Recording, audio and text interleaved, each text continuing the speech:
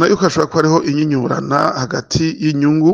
z'amashirahamwe asanzwe akora mu gisata co gucukura ubutare hamwe n'intumbero tuza gutangwa n'abahinga bo mu bushikiranganji bajejwe ico gisata. Ivyo tukabivuga dufatiye ku vyari vyashikijwe mu misi iheze ko hari ubutare bwinshi bwatowe i Murehe mu ntara ya Kirundo, tugasanga iyo raporo yari yatanzwe n'ishirahamwe ryigenga risanzwe ricukura ubwo butare, ariko abo mu bushikiranganji bw'ubuhinga bajejwe ico gisata kumbure batabizi. Aha tukibaza tuti mbega iryo shirahamwe ryari rifise inyungu nki zo gutanga raporo nk'iyo ku nzego zo hejuru zitabicishije mu nzego z'abahinga.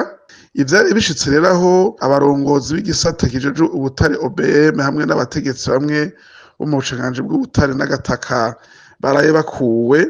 tubona yuko dushobora mu gihugu cacu kuba tudashira inguvu nyinshi cane ku kwumviriza impanuro canke n'intumbero zitanzwe n'abahinga. Ivyo navyo bigashobora guhuvya mw'iterambere turiko turarondera,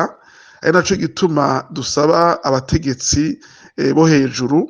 mu bisata bitandukanye kwama bumviriza intumbero bahawe n'abahinga, eka mbere n'abo bahinga bakama bagira umwete wo gutanga